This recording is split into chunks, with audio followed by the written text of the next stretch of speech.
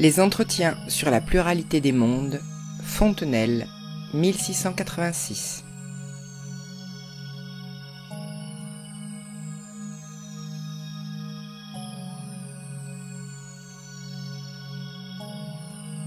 Premier soir.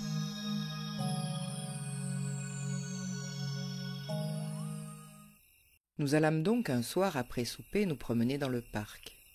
Il faisait un frais délicieux qui nous récompensait d'une journée fort chaude que nous avions essuyée.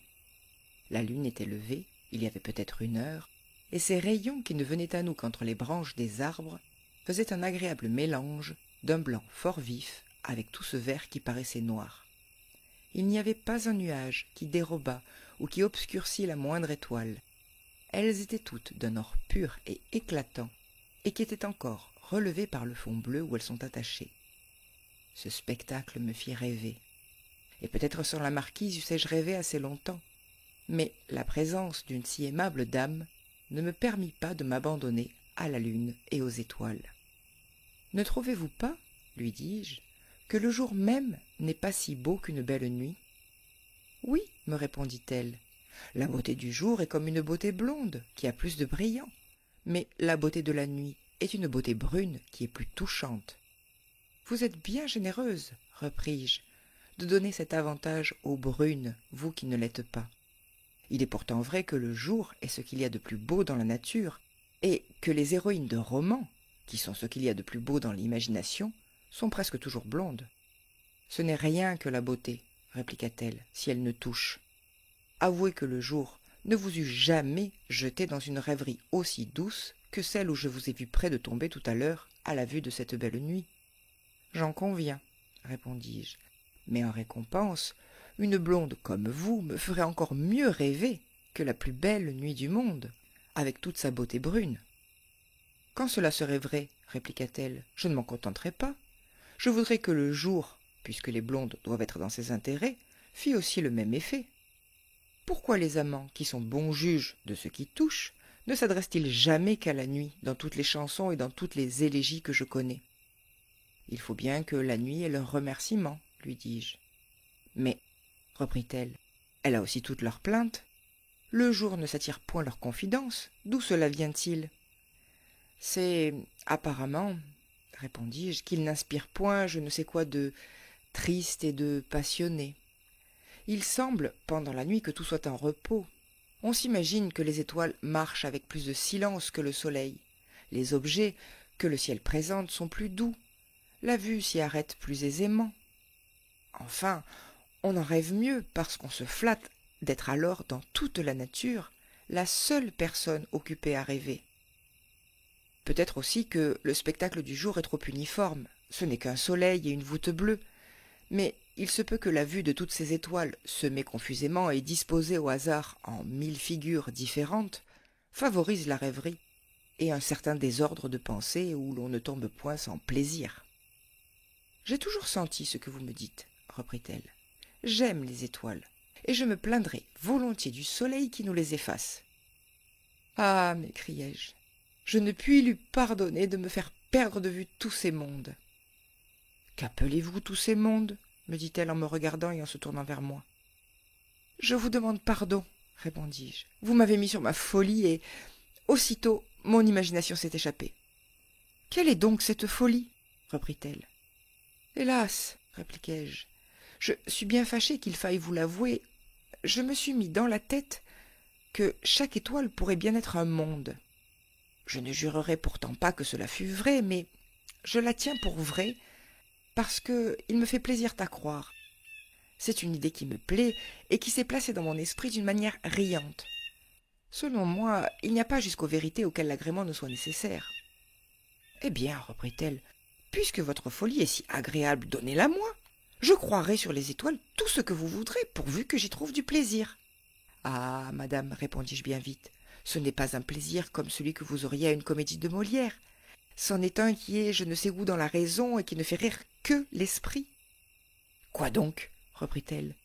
Croyez-vous qu'on soit incapable des plaisirs qui ne sont que dans la raison ? Je veux tout à l'heure vous faire voir le contraire. Apprenez-moi vos étoiles. Non, répliquai-je, il ne me sera point reproché que dans un bois, À 10 heures du soir, j'ai parlé de philosophie à la plus aimable personne que je connaisse. Cherchez ailleurs vos philosophes. J'eus beau me défendre encore quelque temps sur ce ton-là, il fallut céder. Je lui fis du moins promettre, pour mon honneur, qu'elle me garderait le secret, et quand je fus hors d'état de m'en pouvoir dédire, et que je voulus parler, je vis que je ne savais par où commencer mon discours, car, avec une personne comme elle, qui ne savait rien en matière de physique, il fallait prendre les choses de bien loin, pour lui prouver que la Terre pouvait être une planète, et les planètes autant de terres, et toutes les étoiles autant de soleils qui éclairaient des mondes.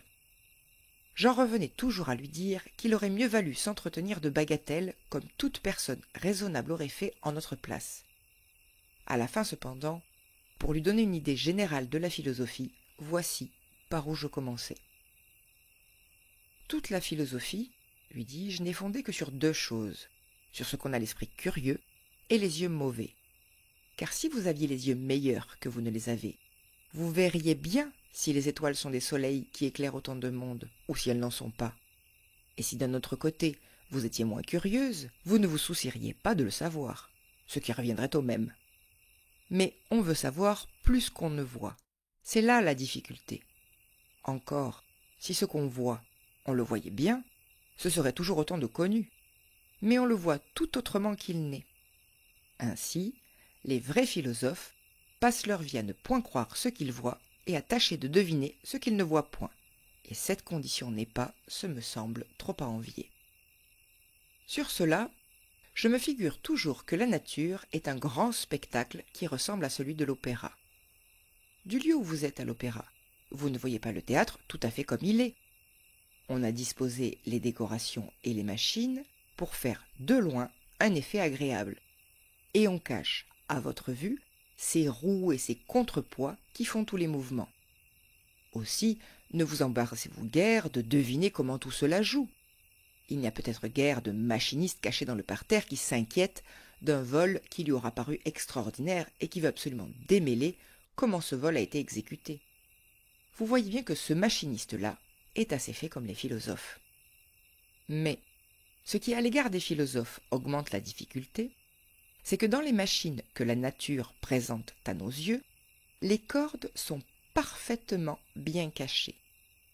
Et elles le sont si bien qu'on a été longtemps à deviner ce qui causait les mouvements de l'univers. Car représentez-vous tous les sages à l'opéra, ces Pythagore, ces Platon, ces Aristote, et tous ces gens dont le nom fait aujourd'hui tant de bruit à nos oreilles. Supposons qu'ils voyaient le vol de Phaéton, que les vents enlèvent, qu'ils ne pouvaient découvrir les cordes, et qu'ils ne savaient point comment le derrière du théâtre était disposé. L'un d'eux disait « C'est une certaine vertu secrète qui enlève Phaéton ». L'autre « Phaéton est composé de certains nombres qui le font monter ». L'autre « Phaéton a une certaine amitié pour le haut du théâtre, il n'est point à son aise quand il n'y est pas. » L'autre « Phaéton n'est pas fait pour voler, mais il aime mieux voler que de laisser le haut du théâtre vide. » Et cent autres rêveries que je m'étonne qui n'ait perdu de réputation toute l'Antiquité. À la fin, Descartes et quelques autres modernes sont venus qui ont dit « Phaéton monte parce qu'il est tiré par des cordes et qu'un poids plus pesant que lui descend. Ainsi, on ne croit plus qu'un corps se remue s'il n'est tiré, ou plutôt poussé par un autre corps. On ne croit plus qu'il monte ou qu'il descende, si ce n'est par l'effet d'un contrepoids ou d'un ressort. Et qui verrait la nature telle qu'elle est, ne verrait que le derrière du théâtre de l'opéra. » À ce compte, dit la marquise, la philosophie est devenue bien mécanique. Si mécanique, répondis-je, que je crains qu'on en ait bientôt honte. On veut que l'univers ne soit en grand que ce qu'une montre est en petit, et que tout s'y conduise par des mouvements réglés qui dépendent de l'arrangement des parties. Avouez la vérité. N'avez-vous pas eu quelquefois une idée plus sublime de l'univers? Et ne lui avez-vous point fait plus d'honneur qu'il ne méritait? J'ai vu des gens qui l'en estimaient moins depuis qu'ils l'avaient connu. « Et moi, répliqua-t-elle, je l'en estime beaucoup plus, depuis que je sais qu'il ressemble à une montre. Il est surprenant que l'ordre de la nature, tout admirable qu'il est, ne roule que sur des choses si simples. » Je ne sais pas, lui répondis-je, qui vous a donné des idées si saines, mais en vérité, il n'est pas trop commun de les avoir. Assez de gens ont toujours dans la tête un faux merveilleux, enveloppé d'une obscurité qu'ils respectent. Ils n'admirent la nature que parce qu'ils la croient une espèce de magie où l'on n'entend rien. Et il est sûr qu'une chose est déshonorée auprès d'eux dès qu'elle peut être conçue. Mais, madame, continuai-je, vous êtes si bien disposée à entrer dans tout ce que je veux vous dire, que je crois que je n'ai qu'à tirer le rideau et à vous montrer le monde. De la terre où nous sommes, ce que nous voyons de plus éloigné, c'est ce ciel bleu, cette grande voûte où il semble que les étoiles sont attachées comme des clous. On les appelle fixes parce qu'elles ne paraissent avoir que le mouvement de leur ciel, qui les emporte avec lui d'Orient en Occident. Entre la terre et cette dernière voûte des cieux sont suspendus à différentes hauteurs le Soleil, la Lune et les 5 autres astres qu'on appelle les planètes, Mercure, Vénus, Mars, Jupiter et Saturne. Ces planètes, n'étant point attachées à un même ciel, ayant des mouvements inégaux, elles se regardent diversement et figurent diversement ensemble, au lieu que les étoiles, fixes, sont toujours dans la même situation les unes à l'égard des autres. Le chariot, par exemple, que vous voyez, qui est formé de ces 7 étoiles, a toujours été fait comme il est, et le sera encore longtemps. Mais la Lune, tantôt proche du Soleil, tantôt elle en est éloignée, et il en va de même des autres planètes. Voilà comment les choses parurent à ces anciens bergers de Chaldée, dont le plus grand loisir produisit les premières observations qui ont été le fondement de l'astronomie. Car l'astronomie est née dans la Chaldée, comme la géométrie naquit, dit-on, en Égypte, où les inondations du Nil, qui confondaient les bornes des champs, furent cause que chacun voulut inventer des mesures exactes pour reconnaître son champ avec celui de son voisin. Ainsi, l'astronomie est fille de l'oisiveté, la géométrie est fille de l'intérêt, et s'il était question de la poésie, nous trouverions apparemment qu'elle est fille de l'amour. « Je suis bien aise, dit la marquise, d'avoir appris cette généalogie des sciences, et je vois bien qu'il faut que je m'en tienne à l'astronomie. La géométrie, selon ce que vous me dites, demanderait une âme plus intéressée que je ne l'ai, et la poésie en demanderait une plus tendre. Mais j'ai autant de loisirs que l'astronomie en peut demander. Heureusement encore, nous sommes à la campagne, et nous y menons quasi une vie pastorale. Tout cela convient à l'astronomie. »« Ne vous y trompez pas, madame, repris-je. Ce n'est pas la vraie vie pastorale que de parler des planètes et des étoiles fixes. Voyez si c'est à cela que les gens de l'Astrée passent leur temps. »« Oh, répondit-elle, cette sorte de bergerie-là est trop dangereuse. J'aime mieux celle de ces Chaldéens dont vous me parliez. Recommencez un peu, s'il vous plaît, à me parler chaldéen. Quand on eut reconnu cette disposition des cieux que vous m'avez dite, de quoi fut-il question ? » ?»« Il fut question, repris-je, de deviner comment toutes les parties de l'univers devaient être arrangées. Et c'est là ce que les savants appellent faire un système. Mais avant que je vous explique le premier des systèmes, il faut que vous remarquiez, s'il vous plaît, que nous sommes tous faits naturellement comme un certain fou athénien dont vous avez entendu parler, qui s'était mis dans la fantaisie que tous les vaisseaux qui abordaient au bord de Pirée lui appartenaient. Notre folie à nous autres est de croire aussi que toute la nature, sans exception, est destinée à nos usages.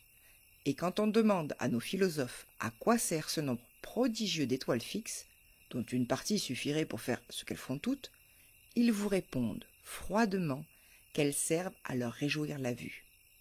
Sur ce principe, on ne manqua pas d'abord de s'imaginer qu'il fallait que la Terre fût en repos au centre de l'univers, tandis que tous les corps célestes qui étaient faits pour elle prendraient la peine de tourner alentour pour l'éclairer.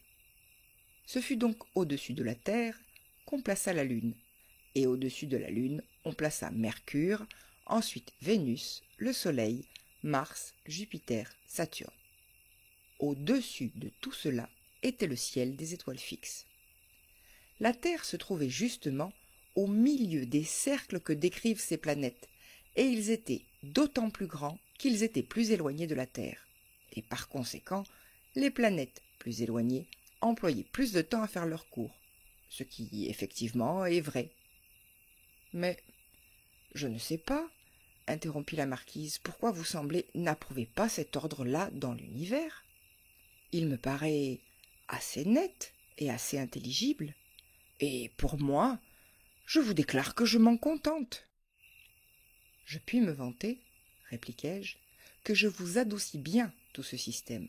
Si je vous le donnais tel qu'il a été conçu par Ptolémée, son auteur, ou par ceux qui y ont travaillé après lui, il vous jetterait dans une épouvante horrible. Comme les mouvements des planètes ne sont pas si réguliers, qu'elles ne vont pas tantôt plus vite, tantôt plus lentement, tantôt en un sens, tantôt en un autre, et qu'elles ne sont quelquefois plus éloignées de la Terre, quelquefois plus proches, les anciens avaient imaginé je ne sais combien de cercles différemment entrelacés les uns dans les autres, par lesquels ils sauvaient toutes ces bizarreries. L'embarras de tous ces cercles était si grand que dans un temps où l'on ne connaissait encore rien de meilleur, un roi de Castille, grand mathématicien, mais apparemment peu dévot, disait que si Dieu l'eût appelé à son conseil quand il fit le monde, il lui eût donné de bons avis. La pensée est trop libertine, mais cela même est assez plaisant, que ce système fut alors une occasion de pécher parce qu'il était trop confus. Les bons avis que ce roi voulait donner regardaient sans doute la suppression de tous ces cercles dont on avait embarrassé les mouvements célestes. Apparemment, il regardait aussi une autre suppression de 2 ou 3 cieux superflus qu'on avait mis au-delà des étoiles fixes. Ces philosophes, pour expliquer une sorte de mouvement dans les corps célestes, faisaient au-delà du dernier ciel que nous voyons un ciel de cristal qui imprimait ce mouvement aux cieux inférieurs. Avait-il nouvelle d'un autre mouvement? C'était aussitôt un autre ciel de cristal. Enfin, les cieux de cristal ne leur coûtaient rien. « Et pourquoi ne les faisait-on que de cristal ?» dit la marquise. « N'eussent-ils pas été bons de quelque autre matière ?» Non, répondis-je, il fallait que la lumière passât au travers. Et d'ailleurs, il fallait qu'ils fussent solides. Il le fallait absolument, car Aristote avait trouvé que la solidité était une chose attachée à la noblesse de leur nature. Et puisqu'il l'avait dit, on en avait garde d'en douter. Mais on a vu des comètes qui, étant plus élevées qu'on ne croyait autrefois, briseraient tout le cristal des cieux par où elles passent et casseraient tout l'univers. Il a fallu se résoudre à faire les cieux d'une matière fluide, telle que l'air. Enfin, il est hors de doute pour les observations de ces derniers siècles que Vénus et Mercure tournent autour du Soleil, et non autour de la Terre. Et l'ancien système est absolument insoutenable par cet endroit. Je vais donc vous en proposer un qui satisfait à tout, et qui dispenserait le roi de Castille de donner des avis, car il est d'une simplicité charmante, et qui seul le ferait préférer. Il semblerait, interrompit la marquise, que votre philosophie est une espèce d'enchère, où ceux qui offrent de faire les choses à moins de frais l'emportent sur les autres. Il est vrai, repris-je, et ce n'est que par là que l'on peut attraper le plan sur lequel la nature a fait son ouvrage. Elle est d'une épargne extraordinaire. Tout ce qu'elle pourra faire d'une manière qui lui coûtera un peu moins, quand ce moins ne serait presque rien, soyez sûr qu'elle ne le fera que de cette manière-là. Cette épargne, néanmoins, s'accorde avec une magnificence surprenante qui brille dans tout ce qu'elle a fait. C'est que la magnificence est dans le dessein et l'épargne dans l'exécution. Il n'y a rien de plus beau qu'un grand dessein que l'on exécute à peu de frais. Nous autres, nous sommes sujets à renverser souvent tout cela dans nos idées. Nous mettons l'épargne dans le dessein qu'a eu la nature et la magnificence dans l'exécution. Nous lui donnons un petit dessein qu'elle exécute avec 10 fois plus de dépenses qu'il ne faudrait. Cela est tout à fait ridicule. « Je serais bien aise, dit-elle, que le système dont vous m'allez parler imite de fort près la nature, car ce grand ménage-là tournera au profit de mon imagination, qui n'aurait pas tant de peine à comprendre ce que vous me direz. » « Il n'y a plus ici d'embarras inutile, repris-je. Figurez-vous un Allemand, nommé Copernic, qui fait main basse sur tous ces cercles différents, et sur tous ces cieux solides qui avaient été imaginés par l'Antiquité. Il détruit les uns, il met les autres en pièces. Saisi d'une noble fureur d'astronome, il prend la Terre et l'envoie bien loin, au centre de l'univers, où elle s'était placée. Et dans ce centre, il y met le soleil, à qui cet honneur était bien mieux dû. Les planètes ne tournent plus autour de la Terre et ne l'enferment plus au milieu du cercle qu'elles décrivent. Si elles nous éclairent, c'est en quelque sorte par hasard, et parce qu'elles nous rencontrent en leur chemin. Tout tourne, présentement, autour du Soleil. La Terre y tourne elle-même, et pour la punir du long repos qu'elle s'était attribué, Copernic la charge le plus qu'il peut de tous les mouvements qu'elle donnait aux planètes et aux cieux. Enfin, de tout cet équipage céleste dont cette petite Terre se faisait accompagner et environner, il ne lui est demeuré que la Lune qui tourne encore autour d'elle. « Attendez un peu, dit la marquise. Il vient de vous prendre un enthousiasme qui vous a fait expliquer les choses si pompeusement que je ne crois pas les avoir entendues. Le Soleil est au centre de l'univers, et là il est immobile. Après lui, qu'est-ce qui suit ? C'est Mercure, répondis-je. Il tourne autour du Soleil, en sorte que le Soleil est à peu près le centre du cercle que Mercure décrit. Au-dessus de Mercure est Vénus, qui tourne de même autour du Soleil. Ensuite vient la Terre, qui, étant plus élevée que Mercure et Vénus, décrit autour du Soleil un plus grand cercle que ses planètes. Enfin suivent Mars, Jupiter, Saturne, selon l'ordre où je vous les nomme. Et vous voyez bien que Saturne doit décrire autour du Soleil le plus grand cercle de tous. Aussi emploie-t-il plus de temps qu'aucune autre planète à faire sa révolution. « Et la Lune, vous l'oubliez » interrompit-elle. « Je la retrouverai bien, repris-je. La Lune tourne autour de la Terre et ne l'abandonne point. Mais comme la Terre avance toujours dans le cercle qu'elle décrit autour du Soleil, la Lune la suit, en tournant toujours autour d'elle.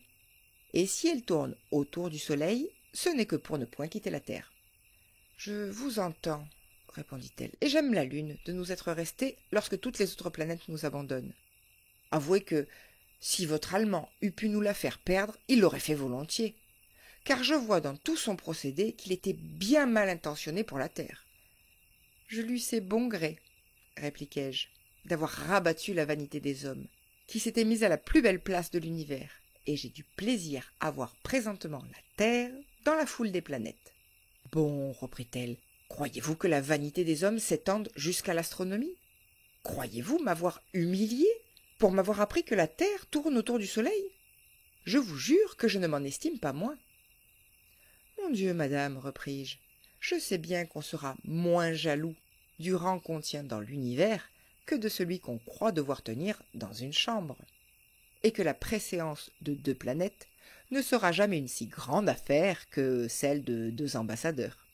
Cependant, la même inclination qui fait qu'on veut avoir la place la plus honorable dans une cérémonie fait qu'un philosophe dans un système se met au centre du monde s'il peut. Il est bien aise que tout soit fait pour lui. Il suppose, peut-être sans s'en apercevoir, ce principe qui le flatte, et son cœur ne laisse pas de s'intéresser à une affaire de pure spéculation. « Franchement, répliqua-t-elle, c'est là une calomnie que vous avez inventée contre le genre humain. On n'aurait donc jamais dû recevoir le système de Copernic, puisqu'il est si humiliant. » Aussi, repris-je, Copernic lui-même se défiait-il fort du succès de son opinion. Il fut très longtemps à ne pas la vouloir publier. Enfin, il s'y résolut, à la prière de gens très considérables. Mais aussi, le jour qu'on lui apporta le premier exemplaire imprimé de son livre, savez-vous ce qu'il fit ? Il mourut. Il ne voulut point essuyer toutes les contradictions qu'il prévoyait, et il se tira habilement d'affaire. « Écoutez, dit la marquise, il faut rendre justice à tout le monde. Il est sûr qu'on a de la peine à s'imaginer qu'on tourne autour du soleil, car enfin, on ne change point de place, et on se retrouve toujours le matin où l'on s'était couché le soir. Je vois, ce me semble à votre air que vous m'allez dire que comme la terre tout entière marche... Assurément, interrompis-je, c'est la même chose que si vous vous endormiez dans un bateau qui alla sur la rivière.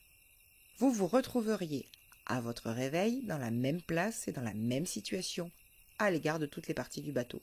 « Oui, mais, répliqua-t-elle, voilà une différence. Je trouverai à mon réveil le rivage changé, et cela me ferait bien voir que mon bateau aurait changé de place. Mais il n'en va pas de même de la terre. J'y retrouve toutes choses comme je les avais laissées.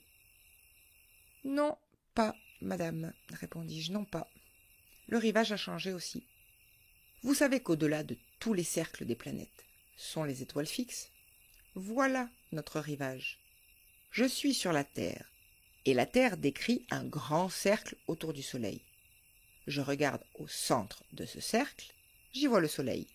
S'il n'effaçait point les étoiles en poussant ma vue en ligne droite au-delà du Soleil, je le verrais nécessairement répondre à quelques étoiles fixes. Mais je vois aisément pendant la nuit à quelles étoiles il a répondu le jour. Et c'est exactement la même chose. Si la Terre ne changeait point de place sur le cercle où elle est, je verrais toujours le Soleil répondre aux mêmes étoiles fixes. Mais dès que la Terre change de place, il faut que je le voie répondre à d'autres étoiles. C'est là le rivage qui change tous les jours. Et comme la Terre fait son cercle en 1 an autour du Soleil, je vois le Soleil en l'espace d'une année répondre successivement à diverses étoiles fixes qui composent un cercle. Ce cercle s'appelle le zodiaque. Voulez-vous que je fasse ici une figure sur le sable? Non, répondit-elle, je m'en passerai bien. Et puis, cela donnerait à mon parc un air savant que je ne veux pas qu'il ait. N'ai-je pas ouï dire qu'un philosophe qui fut jeté par un naufrage dans une île qu'il ne connaissait point, s'écria à ceux qui le suivaient, en voyant de certaines figures, des lignes et des cercles tracés sur le bord de la mer. « Courage, compagnons, l'île est habitée, voilà des pas d'hommes. » Vous jugez bien qu'il ne m'appartient point de faire ces pas-là, et qu'il ne faut pas qu'on en voie ici. Il vaut mieux, en effet, répondis-je, qu'on n'y voit que des pas d'amants, c'est-à-dire votre nom et vos chiffres, gravés sur l'écorce des arbres par la main de vos adorateurs. « Oh, laissons là, je vous prie, les adorateurs, reprit-elle, et parlons du soleil. J'entends bien. Comment nous nous imaginons qu'il décrit le cercle que nous décrivons nous-mêmes? Mais ce tour ne s'achève qu'en 1 an, et celui que le soleil fait tous les jours sur notre tête, comment se fait-il? Avez-vous remarqué, lui répondis-je, qu'une boule qui roulerait sur cette allée aurait 2 mouvements. Elle irait vers le bout de l'allée, et en même temps, elle tournerait plusieurs fois sur elle-même, en sorte que la partie de cette boule qui est en haut descendrait en bas, et que celle d'en bas monterait en haut. La Terre fait la même chose. Dans le temps qu'elle avance sur le cercle qu'elle décrit en 1 an autour du Soleil, elle tourne sur elle-même en 24 heures. Ainsi, en 24 heures, chaque partie de la Terre perd le Soleil et le recouvre. Et à mesure qu'en tournant on va vers le côté où est le Soleil, il semble qu'il s'élève, et quand on commence à s'en éloigner en continuant le tour, il semble qu'il s'abaisse. « Cela est assez plaisant, dit-elle. La Terre prend tout sur soi, et ce Soleil ne fait rien. Et quand la Lune et les autres planètes et les étoiles fixes paraissent faire un tour sur notre tête en 24 heures, c'est donc aussi une imagination? » « Imagination pure, repris-je, qui vient de la même cause. Les planètes font seulement leur cercle autour du Soleil en des temps inégaux, selon leurs distances inégales. Et celles que nous voyons aujourd'hui répondre à un certain point du zodiaque, ou de ce cercle d'étoiles fixes, nous la voyons demain, à la même heure, répondre à un autre point, tant parce qu'elle a avancé sur son cercle, que parce que nous avons avancé sur le nôtre. Nous marchons, et les autres planètes marchent aussi, mais plus ou moins vite que nous. Cela nous met dans différents points de vue à leurs égards, et nous fait paraître dans leur cours des bizarreries dont il n'est pas nécessaire que je vous parle. Il suffit que vous sachiez que ce qu'il y a d'irrégulier dans les planètes ne vient que de la diverse manière dont notre mouvement nous les fait rencontrer, et qu'au fond, elles sont toutes très réglées. « Je consens qu'elles le soient, dit la marquise, mais je voudrais bien que leur régularité coûtât moins à la Terre. On ne l'a guère ménagée, et pour une grosse masse aussi pesante qu'elle est, on lui demande bien de l'agilité. Mais, lui répondis-je, aimeriez-vous mieux que le Soleil et tous les autres astres, qui sont de très grands corps, fissent en 24 heures autour de la Terre un tour immense, que les étoiles fixes, qui seraient dans le plus grand cercle, parcourussent en un jour plus de 27 660 fois 200 millions de lieues? Car il faut que tout cela arrive si la Terre ne tourne pas sur elle-même en 24 heures. En vérité, il est bien plus raisonnable qu'elle fasse ce tour, qui n'est tout au plus que de 9 000 lieues. Vous voyez bien que 9000 lieues, en comparaison de l'horrible nombre que je viens de vous dire, ne sont qu'une bagatelle. Oh, répliqua la marquise, le soleil et les astres sont tout de feu. Le mouvement ne leur coûte rien, mais la terre ne paraît guère portative. Et croiriez-vous, repris-je, si vous en aviez l'expérience, que ce fût quelque chose de bien portatif qu'un gros navire monté de 150 pièces de canon, chargé de plus de 3000 hommes et d'une très grande quantité de marchandises? Cependant, il ne faut qu'un petit souffle de vent pour le faire aller sur l'eau, parce que l'eau est liquide, et que, se laissant diviser avec facilité, elle résiste peu au mouvement du navire. Et s'il est au milieu d'une rivière, il suivra sans peine le fil de l'eau, parce qu'il n'y a rien qui le retienne. Ainsi la terre, toute massive qu'elle est aisément portée au milieu de la matière céleste, qui est infiniment plus fluide que l'eau, et qui remplit tout ce grand espace où nagent les planètes. Et où faudrait-il que la terre fût cramponnée pour résister au mouvement de cette matière céleste et ne pas s'y laisser emporter? C'est comme si une petite boule de bois pouvait ne pas suivre le courant d'une rivière. Mais, répliqua-t-elle encore, comment la terre, avec tout son poids, se soutient-elle sur votre matière céleste, qui doit être bien légère, puisqu'elle est si fluide? Ce n'est pas à dire, répondis-je, que ce qui est fluide en soit plus léger. Que dites-vous de notre gros vaisseau, qui, avec tout son poids, est plus léger que l'eau, puisqu'il est sur nage? Je ne veux plus vous en dire rien, dit-elle comme en colère, tant que vous aurez le gros vaisseau. Mais m'assurez-vous bien qu'il n'y ait rien à craindre sur une pirouette aussi légère que vous me faites la terre? Eh bien, lui répondis-je, faisons porter la terre par 4 éléphants, comme font les Indiens. Oh, voici bien un autre système, s'écria-t-elle. Du moins, j'aime ces gens-là d'avoir pourvu à leur sûreté et fait de bons fondements, au lieu que nous autres coperniciens, nous sommes assez inconsidérés pour vouloir bien nager à l'aventure dans cette matière céleste. Je gage que si les Indiens savaient que la terre fût le moins du monde en péril de se mouvoir, ils doubleraient les éléphants. Cela le mériterait bien, repris-je en riant de sa pensée. Il ne faut point s'épargner les éléphants pour dormir en assurance, et si vous en avez besoin pour cette nuit, nous en mettrons dans notre système autant qu'il vous plaira. Ensuite, nous les retrancherons peu à mesure que vous vous rassurerez. Sérieusement, reprit-elle, je ne crois pas dès à présent qu'il me soit fort nécessaire, et je me sens assez de courage pour oser tourner. Vous irez encore plus loin, répliquai-je. Vous tournerez avec plaisir. Et vous vous ferez, sur ce système, des idées réjouissantes. Quelquefois, par exemple, je me figure que je suis suspendu en l'air et que j'y demeure sans mouvement pendant que la terre tourne sous moi en 24 heures.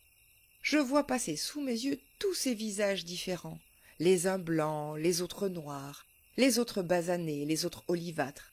D'abord ce sont des chapeaux, et puis des turbans, et puis des têtes chevelues, et puis des têtes rases, tantôt des villes à clochers, tantôt des villes à longues aiguilles qui ont des croissants, tantôt des villes à tours de porcelaine, tantôt de grands pays qui n'ont que des cabanes, ici des vastes mers, là des déserts épouvantables, enfin toute cette variété infinie qui est sur la surface de la terre. En vérité, dit-elle, tout cela mériterait bien que l'on donnât 24 heures de son temps à le voir. Ainsi donc, dans le même lieu où nous sommes à présent, je ne dis pas dans ce parc, mais dans ce même lieu à le prendre dans l'air, il y passe continuellement d'autres peuples qui prennent notre place, et au bout de 24 heures, nous y revenons. Copernic, lui répondis-je, ne le comprendrait pas mieux. D'abord, il passera par ici des Anglais qui raisonneront peut-être de quelques desseins de politique, avec moins de gaieté que nous ne raisonnons de notre philosophie. Ensuite viendra une grande mer, et il se pourra trouver en ce lieu-là quelques vaisseaux qui n'y sera pas si à son aise que nous. Après cela paraîtront des Iroquois, en mangeant tout vif quelques prisonniers de guerre, qui fera semblant de ne pas s'en soucier, des femmes de la terre de Gesso, qui n'emploieront tout leur temps qu'à préparer le repas de leur mari et à se peindre de bleu les lèvres et les sourcils pour plaire aux plus vilains hommes de la terre, des Tartares qui iront fort dévotement en pèlerinage vers ce grand prêtre qui ne sort jamais d'un lieu obscur, où il n'est éclairé que par des lampes à la lumière desquelles on l'adore. De belles circassiennes ne feront aucune façon d'accorder tout au premier venu, hormis ce qu'elles croient qui appartient essentiellement à leur mari. De petits Tartares qui euront volé des femmes pour les Turcs et pour les Persans. Enfin, nous, qui débiterons peut-être encore des rêveries. Il est assez plaisant, dit la marquise, d'imaginer ce que vous venez de me dire, mais si je voyais tout cela d'en haut, je voudrais avoir la liberté de hâter ou d'arrêter le mouvement de la terre, selon que les objets me plairaient plus ou moins. Et je vous assure que je ferais passer bien vite ceux qui s'embarrassent de politique ou qui mangent leurs ennemis. Mais il y en a d'autres pour qui j'aurais de la curiosité. J'en aurais pour ces belles circassiennes, par exemple, qui ont un usage si particulier. Mais il me vient une difficulté sérieuse. Si la Terre tourne, nous changeons d'air à chaque moment, et nous respirons toujours celui d'un autre pays? Nullement, madame, répondis-je. L'air qui environne la Terre ne s'étend que jusqu'à une certaine hauteur, peut-être jusqu'à 20 lieues tout au plus. Il nous suit et tourne avec nous. Vous avez vu quelquefois l'ouvrage d'un ver à soie, ou ces coques que ces petits animaux travaillent avec tant d'art pour s'y emprisonner. Elles sont d'une soie fort serrée, mais elles sont couvertes d'un certain duvet fort léger et fort lâche. C'est ainsi que la Terre, qui est assez solide, est couverte depuis sa surface jusqu'à une certaine hauteur d'une espèce de duvet qui est l'air, et toute la coque de verre à soie tourne en même temps. Au-delà de l'air est la matière céleste, incomparablement plus pure, plus subtile et même plus agitée qu'il n'est. Vous me présentez la Terre sous des idées bien méprisables, dit la marquise. C'est pourtant sur cette coque de verre à soie qu'il se fait de si grands travaux, de si grandes guerres, et qu'il règne de tous côtés une si grande agitation. Oui, répondis-je. Et pendant ce temps-là, la nature, qui n'entre point en connaissance de tous ces petits mouvements particuliers, nous emporte tous ensemble d'un mouvement général et se joue de la petite boule. Il me semble, reprit-elle, qu'il est ridicule d'être sur quelque chose qui tourne et de se tourmenter tant. Mais le malheur est qu'on n'est pas assuré qu'on tourne, car enfin, à ne vous rien sceller, toutes les précautions que vous prenez pour empêcher qu'on ne s'aperçoive du mouvement de la Terre me sont suspectes. Est-il possible qu'il ne laissera pas quelque petite marque sensible à laquelle on le reconnaisse? Les mouvements les plus naturels, répondis-je, et les plus ordinaires, sont ceux qui se font le moins sentir. Cela est vrai jusque dans la morale.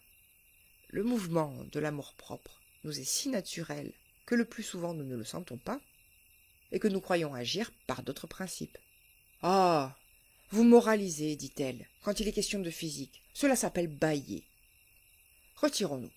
Aussi bien en voilà assez pour la première fois. Demain, nous reviendrons ici, vous avec vos systèmes et moi avec mon ignorance. » En retournant au château, je lui dis pour épuiser la matière des systèmes qu'il y en avait un troisième inventé par Tycho Brahe qui, voulant absolument que la Terre fût immobile, la plaçait au centre du monde et faisait tourner autour d'elle le Soleil autour duquel tournaient toutes les autres planètes, parce que depuis les nouvelles découvertes, il n'y avait pas moyen de faire tourner les planètes autour de la Terre. Mais la marquise, qui a le discernement vif et prompt, jugea qu'il y avait trop d'affectation à exempter la Terre de tourner autour du Soleil, puisqu'on n'en pouvait pas exempter tant d'autres grands corps, que le Soleil n'était plus si propre à tourner autour de la Terre depuis que toutes les planètes tournaient autour de lui, que ce système ne pouvait être propre tout au plus qu'à soutenir l'immobilité de la Terre, quand on avait bien envie de la soutenir, et nullement à la persuader. Et enfin, il fut résolu que nous nous en tiendrons à celui de Copernic, qui est plus uniforme et plus riant, et n'a aucun mélange de préjugés.